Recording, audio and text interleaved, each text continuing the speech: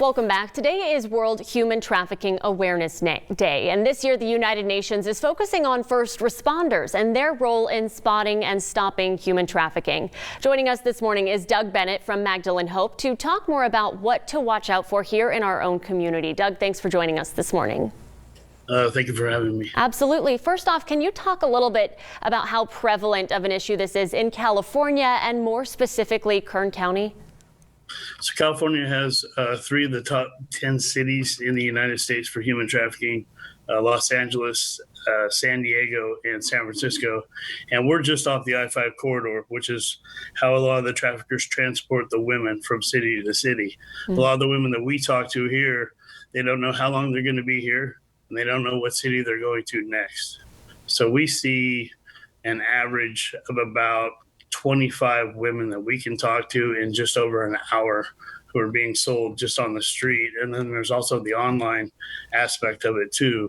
So we're looking at probably 750 to about 1,000 different women being sold throughout the course of a month just here in the city of Bakersfield. Wow. And this year, this Day of Awareness, according to the United Nations, they're focusing on the first responders specifically who seek justice for victims and the restrictions that they're dealing with because of the pandemic and how it's making their work even more difficult. How is it impacting your efforts here? Well, I mean, donations are down. We run off of donations. We actually got our first grant from Albertsons this week. So it's the first grant we've ever received. But donations are down because people are out of work. A lot of these organizations who are actually on the front lines doing the work like we are nonprofits. And so it's a giving platform, and we run off of people partnering us, believing in what we do to help reach the wins that are being sold. It seems more and more celebrities and people who have those large followings and platforms are speaking out, trying to raise awareness about human trafficking. But how can people here in our own community get involved? What can they do to help put an end to human trafficking? So we have volunteers that go out with us on the street when we hand out backpacks to the women. We have a couple of events coming up in September. We're having a women's conference to empower women.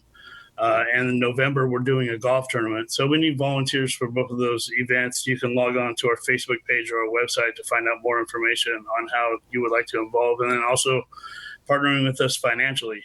We have a shelter here in town in Bakersfield. It's the only shelter in Kern County that offers services to adult females, and that takes money. And when we run off of donations, we have it's a 6-bedroom, 3.5 bath house. It's a beautiful place, but with that comes all the finances that we need to actually keep the shelter going, to feed the women and everything that goes along with that. We were talking a little bit about this. We need money. Yeah, absolutely. We were talking a little bit about this during the break prior to this interview too. What are some of the misconceptions that you see that people often have? I mean, we were talking about some of the average ages, and they're just staggering. Yeah, 11 to 13 years old is when a child enters into human trafficking. We've seen some abductions here lately in Bakersfield. One with a little girl who lost her life. We don't believe it was a human trafficking case, but she was approached online. So you just need to be mindful of who your children are talking to. I always encourage parents to get involved in their children's lives and find out exactly who it is they're talking to. Another misconception is that the women on Union Avenue are out there by choice. Our studies show that 9 out of 10 women are not out there by choice on Union Avenue or being sold online. Somebody's actually forcing them or profiting off of them for their bodies. All right, Doug, we are out of time, but really quickly, where can people go for more resources or information? Sure, MagdaleneHope.org, spelled like Mary Magdalene, or you can go to our Facebook page, Magdalene Hope. All right, Doug Bennett, thanks for joining us this morning. We'll have all of this on our website, turnto23.com. Doug, thanks again. Thank you so much. Mike.